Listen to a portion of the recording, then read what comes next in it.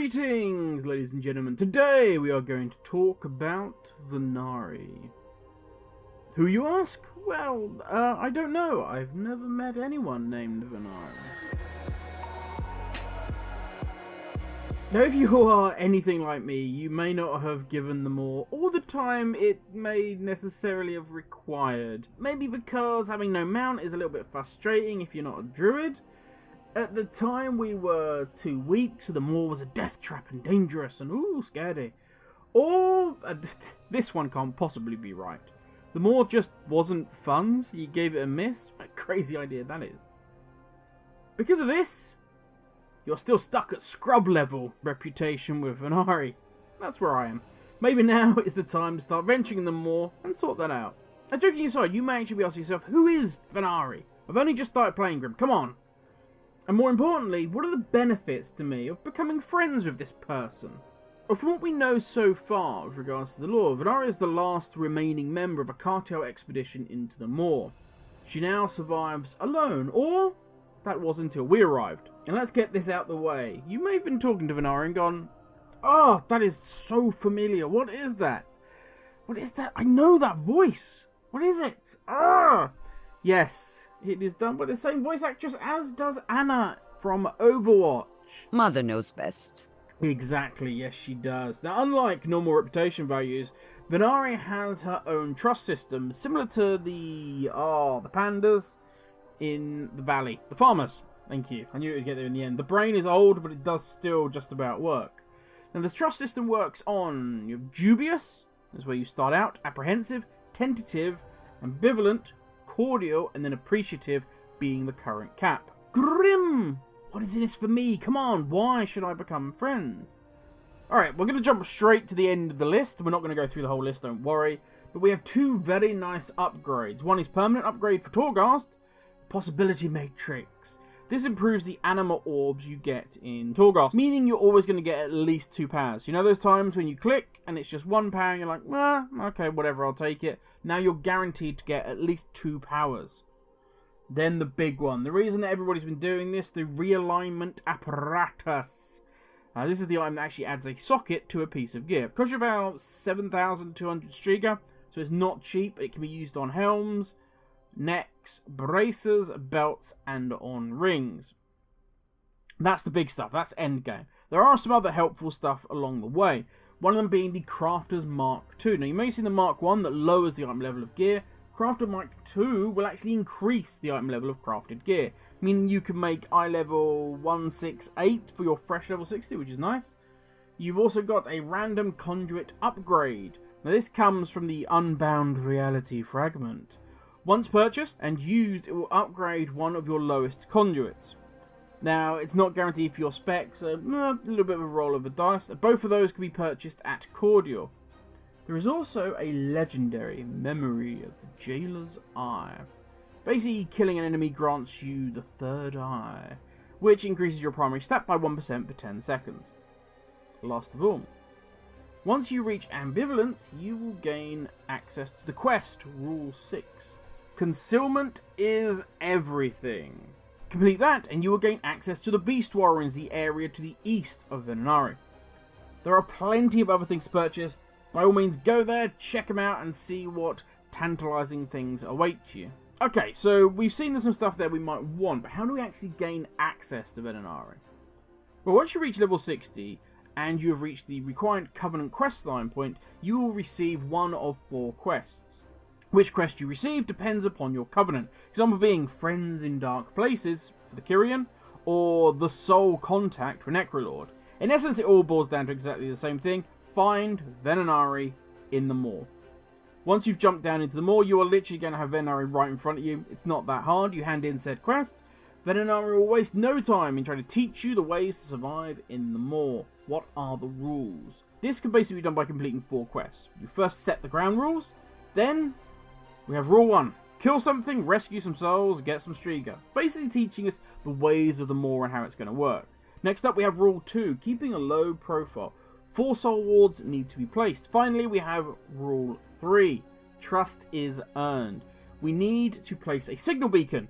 This will give us a little bit of the story progression. We'll see some... Ooh, I won't spoil it for you. You can watch that yourself. Once you've completed the intro quest site, you'll gain access to daily, weekly quests. You will also then be able to complete more events and gain Striga. So the most common event or thing to be happening in the Maw at any given time is rares. These range from easy one-shots that you can easily do on your own, given our current item levels, to you're going to need some friends for this one because it's a big boy and he's angry at you. There are a total of 21 different rares. They will give you between 80 and 100 rep. Just be aware that killing these rares, or to be honest, anything in the Maw, will anger the jailer a little bit and slowly fill up your Eye of the Jailer. More on this later. And next up, we have the skull icon that you may see on your map. This is to alert you to special events. In essence, these are just organised versions of rare hunting. Once you get the icon, you'll be able to go there. You'll face one of 2 elite types of mob. Completing this encounter will give you 40 rep per one completed. Then we have the big two, the ones you're going to be doing all of the time. First up, the daily quests. Oh yes, daily quests combined with the Maw. What isn't to enjoy about this? Come on.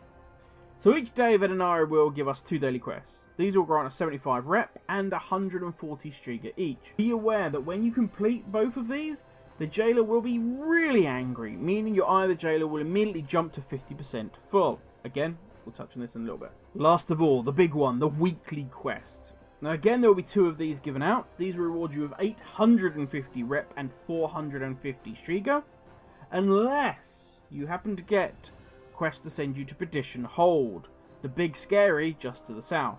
Because of the upgraded danger element with these, you of course are going to get greater rewards, meaning you will receive 1100 rep and 700 Striga for going there. Doing the weekly quest really cheeses the jailer off. So as soon as you hand this in, you're instantly going to gain 100% Eye of the Jailer. So be warned. Be warned of what, Grim? You're just talking about some man's eye. What are you on about? Okay, my bad. Apologies. When you journey into the Maw, you will notice this funky little addition to your UI. This is the Eye of the Jailer. Think of yourself as Frodo and the jailer as the eye. Yes, it is looking for you, it searches for you, it wants you. And when you kill a mob in the Maw, he knows, he can sense it. The more trouble you cause, the more he knows your location, until eventually you will reach all the way up to tier 5. That is spicy time, and for most, definitely time to call it a day in the Maw. Now fear not, if you do max out your eye, come reset, the jailer's forgotten all about it, because apparently has a, doesn't really hold a grudge that long. So once reset comes around again, you're able to go back into the Maw, everything's reset, you're all good. So what do these 5 tiers do? What's going to happen to us should we gain the vengeance and anger of the jailer? Well, at tier 1, the normally neutral mobs that roam the Maw will turn hostile. These are the Maw-sworn Soul Seekers, and they hit pretty hard. Shouldn't be too much of an issue, just be wary. At tier 2, the jailer calls down artillery. Pretty simple, to be honest. If there is a strange swirly beneath your feet, move to the side. There you go. Tier 3. Now you are being hunted. The jailer sends his assassins to stab you. Now these are not your simple, I'm walking along, enjoying a lovely day in the Maw, and bang, an assassin jumps out of a bush and tries to stab you. Oh no. These are proper cheeky gits. They wait until you actually get into combat before they jump out, so they're kind of cowards. So, again, not super dangerous, but just be aware that as soon as you're going to pull something, going to attack it, this little git's going to jump out and try and stab you. Tier 4, this is where things get fun. Creepy flying huggers.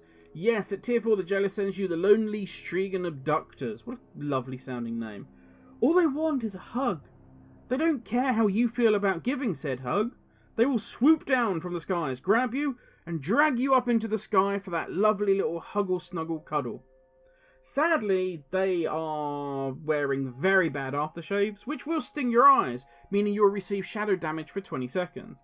Once they're done with the hug, they discard you and throw you away. Yes, while they're up in the sky. You can imagine that hurts quite a bit. Tier 5. I feel like this should kind of just be the jailer's first response to everything, because it deals with the matter quite nicely. At tier 5, healing is reduced, up to the point where it is impossible to heal. You're on minus 100% healing. Think that sucks? Well, then it starts doing shadow damage to you until you die. Yeah, just start with this, jailer, I'm just saying. Think you can take that because you're a man's man? Well, all reputation and Striga is reduced by 100%. Great, that's fun. Quests are still okay to hand in, so don't worry if you hit 5 and you haven't handed your quest in, but rares will no longer share their goodies with you. Boo! In essence, the Maw boils down to a juggling act between the amount of things that you can get done before the jailer finally turns his wrath upon you. Here are some basic rules, guidelines, whatever you want to call them. Don't kill if you don't need to. Get all of your priority objectives done first before you do anything else. Leave the handing in the quest until the very end. So if you max your eye out, you can just hand in and then get out of there. Yes, once you hit tier 5, you can't gain Rep or Striga, but as I said before, quests are still fine to hand in. So to recap, get the main things you need to achieve done first. If you need to invis, just run, whatever, just don't engage. Once you've completed, don't hand in those quests. Instead, look around for what else, what other mischief can I get up to? Are there rares? Are there events up? What can I do? Do whatever you can that's going to gain you rep, that's going to gain you Striga. In essence, what you're looking for is the best return for the least amount of threat you can generate. Then, once you've done all you can do and you've hit tier 5, get back to Ven'ari. Make sure you've always got the TP so you can just teleport back to her. They only cost 60 Striga, just make sure you've got some on you. Hand in whatever quests you've got and then get the hell out of the Maw until the next day. Now, the last thing to cover here is the jailer events. Once every hour, the jailer will get moody, really moody, and focus Emo Lord Rage on a particular area. This creates a bonus event style objective bar. Once this is filled by killing, breaking things, or just making a lot of noise, the jailer will send a big boy to sort things out, because of the noise and the mess we've made and so on. Now, these are not easy. They have a lot of health, they hit pretty hard. Make sure there is a group around if you want to take one of these on. Completing the jailer event will reward you with 250 rep with Ven'ari and 100 Striga. You also have a chance to gain loot off of these big boys. Last of all, don't forget, if you have time and patience, of course, the character with gear enough to be able to achieve it, completing all 8 floors of the Crystal Corridor will reward you with one of the Maw mounts. One of the very few mounts that can actually be ridden in the Maw. Be aware, if you haven't done it yet, twisting corridors can take a long time. I can't even draw that long enough. In essence, it is 3 of the normal wings smushed together to make a horrific 18 floors of fun. Yeah, if you're not rushing or trying to speed do this, potentially it can take you like 2 or 3 hours. I've heard people going even longer. So yeah, be warned on that. And should you fail, you gain nothing. Yeah, except obviously the need to cry, log off WoW, and just question a lot of your life choices. Now, one last thing. There are hidden about the Maw little lore tidbits.